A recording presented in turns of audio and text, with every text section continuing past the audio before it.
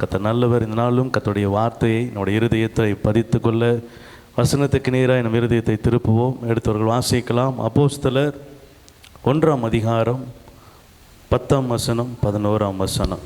அவர் போகிற போது அவர்கள் வானத்தை அண்ணாந்து பார்த்து கொண்டிருக்கையில் இதோ வெண்மையான வஸ்திரம் தரித்தவர்கள் 2 பேர் அவர்கள் அருகே நின்று கலிலேயராகிய மனுஷரே, நீங்கள் ஏன் வானத்தை அண்ணாந்து பார்த்து நிற்கிறீங்க? உங்களிடத்தில் நின்று வானத்துக்கு எடுத்துக்கொள்ளப்பட்ட இந்த இயேசுவானவர், உங்களிடத்திலிருந்து வானத்துக்கு எடுத்துக்கொள்ளப்பட்ட இந்த இயேசுவானவர் எப்படி உங்கள் கண்களுக்கு முன்பாக வானத்துக்கு எழுந்தருளி போனாரோ அப்படியே மறுபடியும் வருவார் என்றார்கள். அல்லேலூயா. கர்த்தர் இந்த நாளில் நம்மோடு கூட வார்த்தையை கொண்டு பேசுகிறார். இந்த நாளின் அதிசயமான காரியம் என்னவென்று சொன்னால், சிலுவையினால் நித்திய ஜீவனுக்கான விசுவாசம், பரலோக வாழ்க்கைக்கான விசுவாசம் பெருகினது அதிசயம். அல்லேலூயா. சிலுவையினால் நம்ம பாவம் மன்னிக்கப்பட்டது, நம்ம சுகமானோம், பலமானோம், நம்மளை விடுதலையாக்கினார். இதெல்லாம் எப்படி அதிசயமாய் கர்த்தர் நம்ம வாழ்க்கையை செய்தாரோ, அதே போல் கொண்டு போய் நட்டாற்றில் விடுகிறதை போல விடாமல் மீண்டுமாய் அவர் நிறைவு செய்ய விரும்புகிறவராய் அவர் செய்த காரியம், நித்திய ஜீவனுக்குண்டான நம்பிக்கையையும் அவர் சிலுவையினால் நமக்கு கொடுத்து சென்றார். அல்லேலூயா, அல்லேலூயா. இது ஒரு அதிசயம். என்னன்னா, எனக்கு எங்கே போய் நிற்க போகிறேனே தெரியலை. இப்போ இந்த உலகத்தில் பிறக்கிறோம், எந்த நாளில் மறிக்க போகிறோன்னு தெரியுமா? எந்த நாளில் பிறக்க போகிறோன்னா அது தெரியுமா? டேட் குறித்தா வந்து பிறந்தோம். அல்லேலூயா. அப்படி யாராவது டேட் குடித்து வந்து பிறந்தவர்கள் இயேசுவை தவிர வேறு ஒருவரும் இல்லை. அல்லேலூயா. ஆமாம், ஆண்டவர் தான் முன்கருவிக்கப்பட்டு பிறந்தவர். அப்போது நமக்கு பிறப்பும் தெரியாது, இறப்பும் தெரியாது. குறிப்பிட்ட நாட்களுக்குள்ளே நம்முடைய வாழ்க்கை பயணம் ஓடிக்கொண்டிருக்கிறது. இப்போ ஆண்டவர் பிறந்து எனக்காக சிலுவையிலே அவர் எல்லாவற்றையும் ஏற்றுக்கொண்டது நிமித்தமாய் எனக்கு ஒரு நம்பிக்கை உண்டாயிருக்கிறது. அதுதான் நித்திய பரலோகம். அல்லேலூயா. இந்த நம்பிக்கை கிறிஸ்து வருவதற்கு முன்பதாக எனக்கு அது ஒரு காணல் நீர் போல இருந்தது. ஆனால் கிறிஸ்து எனக்காக எப்பொழுது சிலுவையில் மரித்து அவர் மீண்டுமாய் எழுந்தாரோ, அதிலிருந்து என்னுடைய விசுவாசம் திட நம்பிக்கையாய் மாறி இருக்கிறது. அந்த விசுவாசம், நித்திய ஜீவனை குறித்தான விசுவாசம் நமக்குள்ளே ஆழமாய் பதிக்கப்பட்டு இருக்கிறது. நான் தேவனுடைய ராஜ்யத்திலே ஒரு நாள் இதை செய்வேன், நிற்பேன். அல்லேலூயா. இந்த விசுவாசம் இருக்குதா? ஆமென். இந்த உலக வாழ்க்கையில் நம்ம வாழ்கிறதுன்னு நோக்கமே நித்திய பரலோகத்துக்கு என்ன செய்யணும்? செல்ல வேண்டும். இங்கே அண்ணாந்து பார்த்து நிற்கிறவர்களை பார்த்து தேவதூதன் சொல்லுகிறான், மனுஷரே, கலிலேயாகிய மனுஷரே, நீங்கள் வானத்தை அண்ணாந்து பார்த்து நிற்பது ஏன்? நீங்கள் பார்க்க அவர் எப்படி எழுந்தருளி போனாரோ அப்படியே மறுபடியும் என்ன செய்வார்? வருவார். அல்லேலூயா. சிலுவையில் கர்த்தர் செய்த ஜெயத்தை அவர் நமக்கு கொடுத்து விட்டு அவர் சொல்கிற வாக்கியத்தை கேளுங்க, நான் இப்பொழுது எப்படி போயிருக்கிறேனோ அப்படியே என்ன செய்வேன்? வருவேன். அந்த விசுவாசம் உங்களுக்கும் எனக்கும் பெருக செய்யும்படியாய் வேதத்திலே அவைகளை அவர் உறுதிப்படுத்தி இருக்கிறார். யோவான் 14ஆம் அதிகாரம் 2ஆம் வசனத்துல, என் பிதாவின் வீட்டில் அநேக வாசஸ்தலங்கள் உண்டு. அப்படி இல்லாதிருந்தால் நான் உங்களுக்கு சொல்லி இருப்பேன். நான் உங்களுக்கு என்ன செஞ்சிருப்பேன்? இல்லை, அப்படி ஒன்று இல்லை, பரலோகம் ஒன்று இல்லை, என் பிதாவின் வீடு ஒன்று இல்லை, அப்படி என்ன செஞ்சிருப்பேன்? சொல்லியிருப்பேன். ஆனால் நான் உங்களுக்கு என்ன சொல்லுகிறேன்? நான் உங்களுக்கு போய் ஒரு இடத்தை என்ன செய்ய போகிறேன்? ஆயத்தம் பண்ண போகிறேன். அங்கே அநேக வாசஸ்தலங்கள் உண்டு. அல்லேலூயா. நித்திய ஜீவனுடைய நம்பிக்கையை, பரலோக நம்பிக்கையை பெருக செய்ய கர்த்தர் இந்த பூமியிலே வந்து உங்களையும் என்னையும் அதற்கு ஆயத்தப்படுத்தி அவர் தன்னைத்தானே அதற்கு கிரயமாய் கொடுத்து இன்று நித்திய ஜீவனிலே நம்ம பங்கு பெறுவதற்காக ஸ்தலத்தை ஆயத்தம் பண்ணி கொண்டிருக்கிறார்.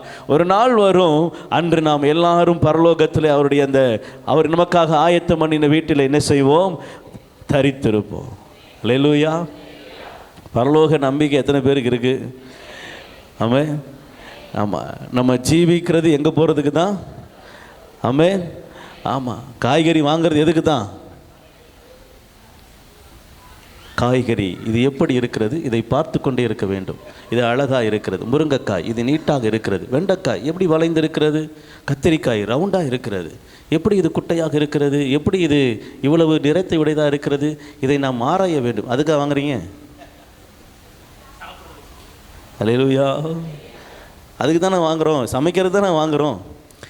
ஒரு நோக்கம் இருக்கிறது. ஒரு பொருளை வாங்குவதற்கு ஒரு பயன் இருக்கிறது. ஒரு வாகனம் வாங்கினோன்னா அந்த வாகனத்தை நிறுத்தி வைத்து அழகு பார்க்கறதுக்காக யாரும் என்ன செய்கிறது இல்லை, வாங்குறது. ஒரு தொழிலுக்காக வாங்குகிறோம். அதை உபயோகித்து அதன் மூலமாக வருமானம் ஈட்டணும். ஏதோ ஒரு அதோடைய பர்பஸ், அதோடைய நோக்கம் இருக்கிறது. அதே போல் இந்த உலகத்தில் நீங்களும் நானும் உருவாக்கப்பட்டதற்கு, சிலுவையின் மரணம் நமக்காக நிகழ்ந்ததற்கு ஒரு நோக்கம் உண்டு. அதன் நோக்கம்தான் நித்திய பரலோகம். ஆமென். நம்மை அங்கே கொண்டு போய் சேர்ப்பது தான் அதோடைய கடைசி உச்சகட்ட முடிவு. எங்கே தான்? அதுதான் பரலோகம்தான், ஆண்டவருடைய சமூகம்தான்.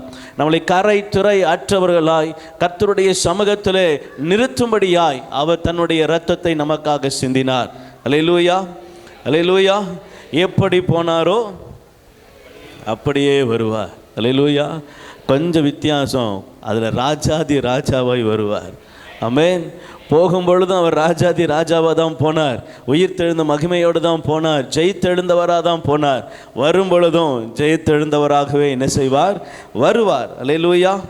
ஆமென். அது 1 தெசலோனிக்கேயர் 4:16 வாசிக்கலாம். ஏனெனில் கர்த்தர் தாமே ஆரவாரத்தோடும் பிரதான தூதனுடைய சத்தத்தோடும் தேவ எக்காலத்தோடும் வானத்திலிருந்து இறங்கி வருவார். 17 பின்பு உயிரோடு இருக்கும் நாமும் கர்த்தருக்கு எதிர்கொண்டு போக மேகங்கள் மேல் அவர்களோடு கூட ஆகாயத்தில் எடுத்துக்கொள்ளப்பட்டு இவ்விதமாய் எப்பொழுதும் கர்த்தரோடு கூட என்ன செய்வோம்? இருப்போம். அல்லேலூயா. சந்தோஷமா இருக்கிறவங்க அல்லேலூயா. கவனிங்களேன், இந்த உலகத்தில் எல்லாருக்கும் ஒரு ஆசை உண்டு. அப்படி தானே? நீங்கள் எல்லாரும் ஒரு ஆசைப்பட்டிருப்பீங்கல்ல. எப்படியாவது ஒரே ஒரு நாள் பாஸ்டர் தாய்லாந்தில் அந்த கடலுக்கு மத்தியில் இருக்கிற வீட்டில் ஒரே ஒரு நாள் போய் தங்கிட்டு அந்த சூழ்நிலையை பார்த்துட்டு வந்துடணும். ஒரு தடவையாவது 2.5 கோடி ரூபாய் காரில் ஒரே ஒரு ரவுண்டு போயிட்டு. அல்லேலூயா. அநேகருக்கு அநேக ஆசைகள் உண்டு பாஸ்டர். சொந்த வீடு கட்டி அதில் ஒரு நாளாவது என்ன செஞ்சிடணும்? வாழ்ந்துடணும். இப்படி நிறைய பேர் நிறைய சொல்ல நான் கேட்டிருக்கிறேன். எல்லாருக்கும் ஒரு ஆசை உண்டுல்ல. எல்லாருக்கும் ஒரு விதமான ஒரு ஏக்கத்தோடு ஒரு காரியம் இருக்கும். ஆனால் நான் சொல்கிறேன், நமக்கு அழிந்து போகிற பொருட்கள் மீது ஆசை வேண்டாம். நீங்கள் இந்த வசனத்தை எனக்கு கடைசியாக முடிக்கும்போது என் இருதயம் அப்படி தான் சொல்லுது. ஆண்டவரை பார்த்து, இவ்விதமாக எப்பொழுதும் நான் யாரோடு கூட இருக்கணும்?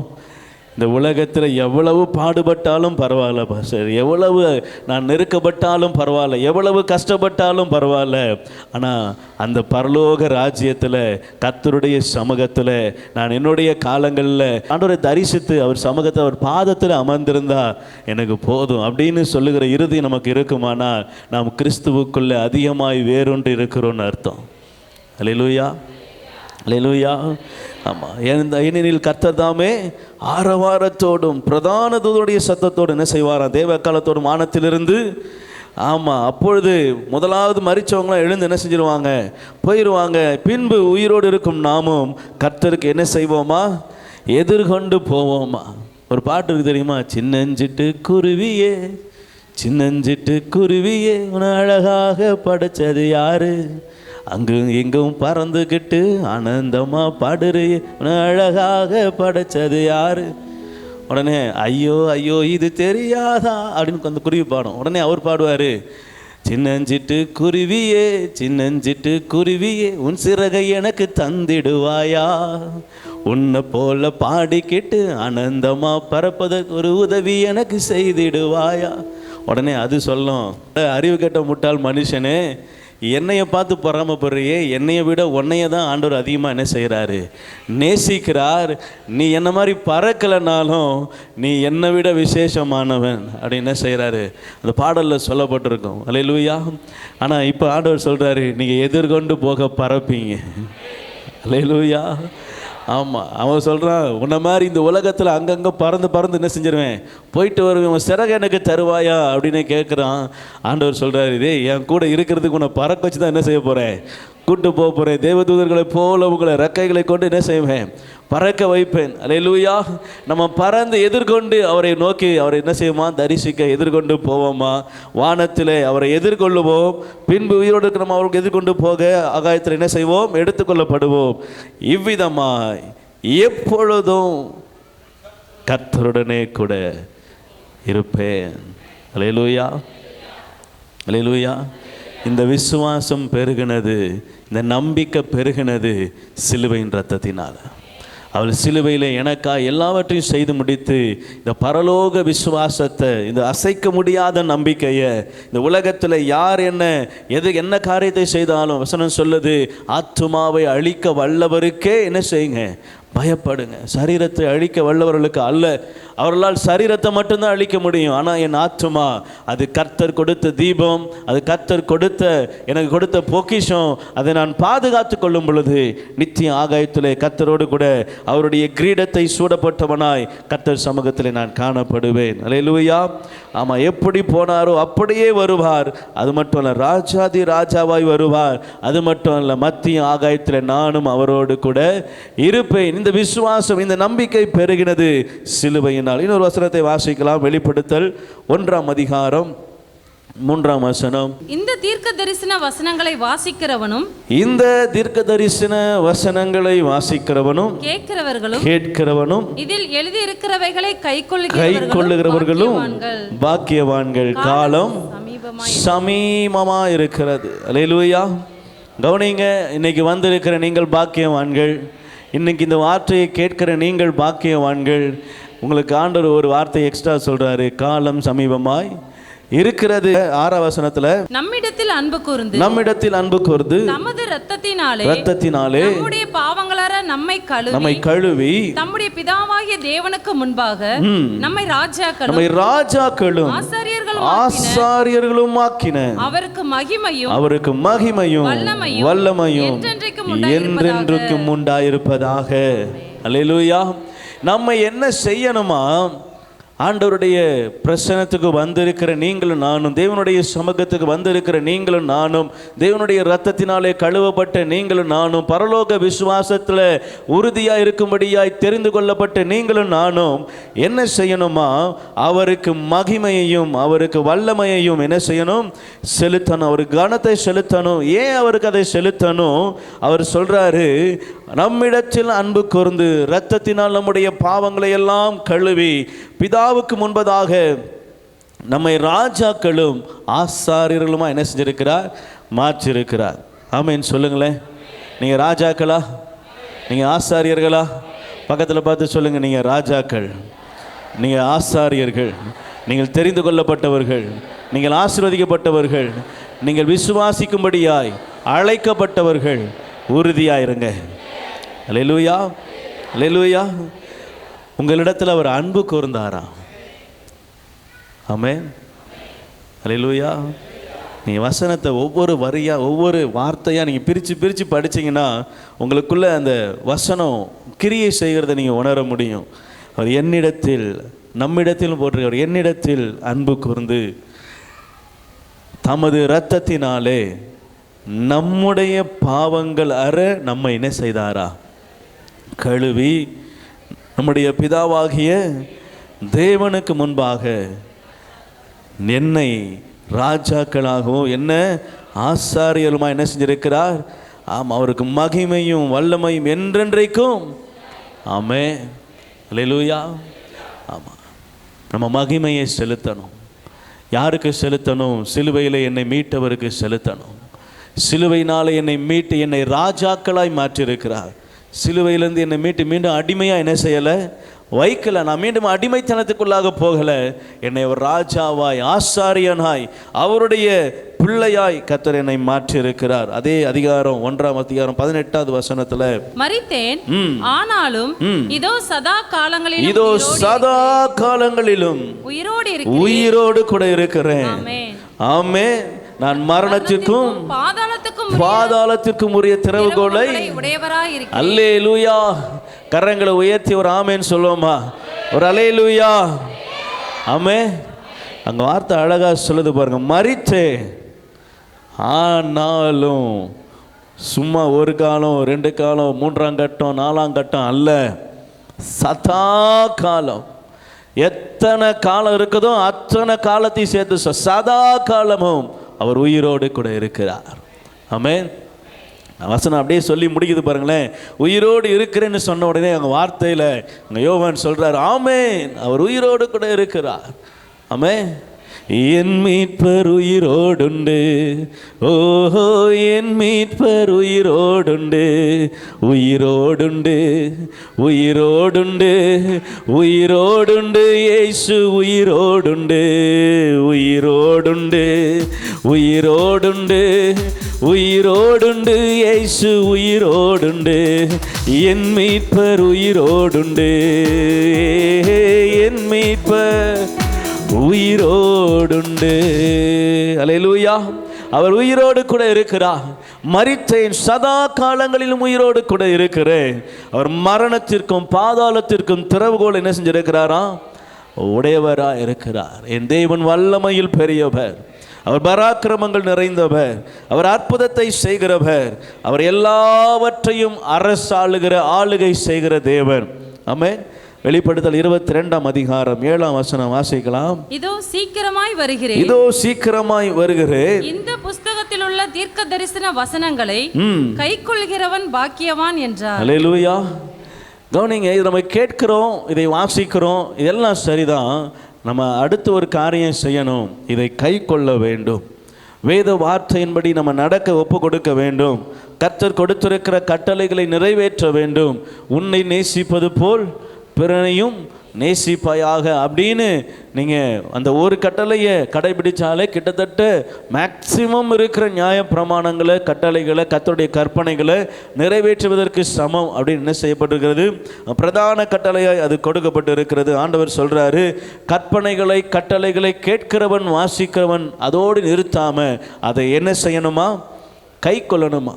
கை கொள்ளும் பொழுதுதான் நம்ம அந்த பரலோக ராஜ்யத்துக்கு உண்டான முழு பிரஜையாக என்ன செய்கிறோம்? மாறுறோம். அல்லேலூயா, அல்லேலூயா. கேட்கிற போது நம்முடைய பாதி வாழ்க்கை மாறும். நம்ம அதை தியானிக்கும் பொழுது, வாசிக்கும் பொழுது, நேசிக்கும் பொழுது நம்முடைய பாதி காரியங்கள் மாறுகிறது. கடைசியாக நம்ம அதை கை கொள்ளும் பொழுது, அதன்படி நம்மை நடக்க நம்மை ஒப்பு கொடுக்கும் பொழுது தான் நம்முடைய முழு ஜீவியமும் அந்த பரலோக வாழ்க்கைக்கு நேராக என்ன செய்கிறது? முழுமை அடைகிறதா இருக்கிறது. அதே 22:14 வாசிக்கலாம். ஜீவ விருட்சத்தின் மேல், ஜீவ விருட்சத்தின் மேல் அதிகாரம் உள்ளவர்கள் ஆவதற்கு, அதிகாரம் உள்ளவர்கள் ஆவதற்கு, வாசல்கள் வழியாய் நகரத்திற்குள் பிரவேசிப்பதற்கும் அவருடைய கற்பனைகளின் படி செய்கிறவர்களே பாக்கியவான். அல்லேலூயா. எப்படி அழகா வசனம், ஒரு நாளும் அது நமக்கு காம்ப்ரமைஸே பண்ணல. தெளிவாக சொல்லுது, ஜீவ விருட்சத்தின் கனி வேணுமா? அதன் மேலே அதிகாரம் வேணுமா? நீங்கள் நகரத்தின் வாசல் வழியாக பிரவேசிக்கணுமா? மற்ற இடம் மாதிரி இங்கே சைடில் எகிர் குதிச்சு, அல்லேலூயா, ஆமாம், பக்கவாட்டு வழியா இப்படிலாம் வாசல் எனக்கு கிடையாது, பரலோகத்துக்கு கிடையாது. அல்லேலூயா. வேதம் சொல்லுகிறது, அவனே நித்திய வெளிச்சமாக இருப்பார். அங்கே இரவு இல்லை, அங்கே துக்கம் இல்லை, அங்கே கண்ணீர் இல்லை, அங்கே கவலை இல்லை, அங்கே வேறு எந்த நெகட்டிவான காரியமும் அங்கே கிடையாது. கர்த்தர் ஒருவரே அங்கே நித்திய வெளிச்சமாக இருப்பார். சூரியன் இல்லை, சந்திரன் இல்லை, வேறு எந்த காரியங்களும் இல்லை. தேவன் ஒருவர் மாத்திரமே அங்கே ஆளுகை செய்வார். அல்லேலூயா. அவர் ஆளுகைக்குள்ளே, அவருடைய ராஜ்யத்தில் அவரை ஆராதிக்கிற தேவ தூதர்களாய் நாமும் என்ன செய்வோம்? அங்கே கூடியிருப்போம். அல்லேலூயா. விசுவாசிக்கிறீங்களா? ஆமே. இந்த பரலோக வாழ்க்கையை நம்ம என்ன செஞ்சிடணும்? அப்பப்போ தியானித்து பார்க்கணும். ஆமே. அல்லேலூயா. ஆமாம், இங்கேயே சொல்லுவாங்க, இது ஒரு குட்டி சொர்க்கம் அப்படின்னுவாங்க சில இடத்த. அல்லேலூயா. நம்ம பக்கத்தில் இருக்கிற சிவகாசியை குட்டி ஜப்பான் அப்படின்னு சொல்லுவாங்க. ஆனால் அப்புறம் பார்த்தா கந்தக பூமின்னு சொல்லிக்கிறாங்க, எப்படியோ சொல்கிறாங்க. ஆனால் ஒவ்வொரு ஊருக்கும் ஒவ்வொரு பேர் என்ன செய்கிறாங்க? வைக்கிறாங்க. நம்ம தென்காசியை ஒரு குட்டி கொடைக்கானல்ன்றாங்க. ஏன்னா மலைகளால் என்ன செய்யப்பட்டிருக்கு? சூழப்பட்டிருக்கு. அந்த சைடில் போனீங்கன்னா மேற்கு தொடர்ச்சி மலை அழகாக இருக்குது. ஒவ்வொரு இடத்துக்கும் ஒவ்வொரு பேர் வைக்கிறாங்க. குட்டி சொர்க்கம், குட்டி கொடைக்கானல், குட்டி ஜப்பான். ஆண்டவர் சொல்கிறார், குட்டி குட்டியாக போகாத, பெருசாக வச்சுருக்கிறேன். அல்லேலூயா. ஆமாம், அற்பத்துக்கு சொற்பத்துக்கு என்ன செய்யாதீங்க. ஆமாம், கண்களை வைக்காதீங்க. ஆண்டவர் சொல்கிறாரு, உன் கண்கள் ஏறெடுத்து பார்க்கிற இடம் முழுவதும் அது தங்கமயமாய் காண்பிக்கிற, வெண்மையாய் காண்பிக்கிற, பிரகாசமுள்ள வெளிச்சம் காண்பிக்கிற இடமாய் பரலோகம், உண்மையாகவே பரலோகம் இருக்கிறது. அங்கே போகிறதுக்கு தான் உங்களை என்னையும் அவர் ஆயத்தப்படுத்துகிறார். அந்த நிச்சய பரலோகத்தை என்ன செய்யுங்க, சிந்தையில் நிறுத்துங்க. அதை நீங்கள் தரிசிக்கிறது மாத்திரம் அல்ல, அதை கேட்கறது மாத்திரம் அல்ல, அந்த இடத்தை சுதந்தரித்து கொள்ளணும். அப்படின்னா இந்த வார்த்தை ரொம்ப முக்கியம். ஆவதன்படி என்ன செய்யணும், கற்பனைகளின்படி, வேதத்தின்படி என்ன செய்யணும், நடக்கணும். அல்லேலூயா. அதை கை கொள்ளுகிறவர்கள் பாக்கியவான்கள். அது அழக வாசனம், ஜீவ விருட்சத்தின் அதிகாரம் உள்ளவர்கள் ஆவதற்கும், வாசல் வழியாய் நகரத்திற்குள் பிரவேசிப்பதற்கும் அவருடைய கற்பனையின்படி செய்கிறவர்கள், அவருடைய கற்பனையின்படி செய்கிறவர்கள் அங்கே அதிகாரம் உள்ளவர்களாக இருப்பாங்க. அல்லேலூயா. அது 20ஆம் வசனம் வாசித்து நாம் முடிக்க போகிறோம். இவைகளை சாட்சியாக அறிவிக்கிறவர், இவைகளை சாட்சியாக அறிவிக்கிறவர் மெய்யாகவே நான் சீக்கிரமாய் வருகிறேன் என்கிறார். நான் சீக்கிரமாய் வருகிறேன் என்கிறார். இங்கேயும் யோவானால சும்மா இருக்க முடியல, சொல்றாரு ஆமென் சொல்லிட்டு சொல்றாரு, கர்த்தராகிய இயேசுவே வாரும். அல்லேலூயா. சொல்லுவோமா நம்ம எல்லாரும்? ஆமென். கர்த்தராகிய இயேசுவே வாரும். ஆமென். வாஞ்சிக்கிறீங்களா? வந்துடாதீங்கய்யா, கொஞ்ச நாள் இருங்க, இந்த வேலைலாம் இருக்குது, முடிச்சுக்கிறேன், அப்புறமா என்ன செய்யுங்க. அல்லேலூயா. ஆமாம், ஒருத்தர் பாஸ்டர் வீட்டுக்கு வரேன் அப்படின்னு சொல்லி ஜெபம் பண்ண வரேன்னு சொன்னாராம். உடனே அவர் சொன்னாராம், ஐயா ஒரே ஒரு வாரம் கழிச்சு என்ன செய்யுங்க, வாங்க. சரிங்கய்யா, அப்போ ஒரு வாரம் கழித்து வாரேன். ஒரு வாரம் கழித்து அப்புறம் அவர் கேட்டாராம், ஐயா ஒரே ஒரு மாதம் கழிச்சு என்ன செஞ்சுருங்க, நான் கொஞ்சம் வேலையெல்லாம் இருக்குது, முடிச்சிட்ருக்கிறேன். அப்படியா, ஒரு மாதம், ஒரு வாரம், ஒரு மாதம் ஆயிடுச்சா, சரி. ஒரு மாதம் கழித்து திருப்பியும் அவர் கேட்டாராம், பாஸ்டர் நான் ஊர்லேயே இல்லை, நான் வெளியூர் போயிட்டேன், இனி நான் சர்ச்சு பக்கம் வர்றதுன்னே பெரிய இதுவாக இருக்குது. நாங்கள் உங்களுக்கு டைம் கிடைக்கும்போது என்ன செய்கிறேன் சொல்கிறேன், அப்போ நான் சொல்கிற இடத்துக்கு என்ன செய்யுங்க, வாங்க அப்படின்னாராம். சரியா, கர்த்தர் உங்களை ஆசீர்வதிப்பான்னு அவர் என்ன செஞ்சிட்டார், அப்படியே விட்டாச்சு. கடைசி வரைக்கும் வீட்டுக்கும் என்ன செய்யலை போல, அவருடைய பிரச்சனையும் சொல்லலை. அவர் ஏதோ ஒரு தயக்கத்தில் அப்படியே என்ன செஞ்சாச்சு, விட்டாச்சு. நான் அவர் கூட போனேன், அந்த வீட்டுக்கு விசிட்டிங் போகும்போது அவர் கூட போகும்போது ஃபோனில் பேசுகிறார். இப்படி தான் சொல்கிறார், அவர் எப்பவுமே ஃபோனில் லவுட் ஸ்பீக்கர் போட்டு பேசுவார். ஐயா ஒரு வாரம் கழித்து வாங்கினார், அப்புறம் ஒரு மாதம்னாரு, அப்புறம் நான் அந்த ஊர்லேயே இல்லைன்ட்டார். அல்லேலூயா. அதாவது பொதுவான அபிப்பிராயம் என்னென்னா, பாஸ்ட் வீட்டுக்கு வாங்க, வீட்டில் வந்து என்ன செய்யுங்க, ஜெபம் பண்ணுங்கன்னு கேள்விப்பட்டு தான் நான் பார்த்துருக்கேன். ஆனால் வித்தியாசமாக பார்த்தது அங்கே தான். வராதிங்க, ஒரு வாரம் கழித்து வாங்க, ஒரு மாதம் கழித்து வாங்க, இல்லை இனிமேல் நீங்கள் வரவே முடியாது, நான் ஊர்லேயே இல்லைன்னு ஒரே வார்த்தையை என்ன செஞ்சுட்டாரு, முடிச்சிட்டார். இது ஒரு வித்தியாசமான அனுபவமாக இருந்துச்சு எனக்கு. எல்லாரும் கூப்பிடுறாங்க, ஆனால் இவர் மட்டும் என்ன செய்கிறாரு, வராதிங்கன்றார்.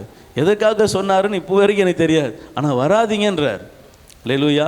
இப்போ நம்ம அநேக நேரங்களில் அப்படி தான் ஆண்டவர் பார்த்து சொல்கிறோம், ஆண்டவரே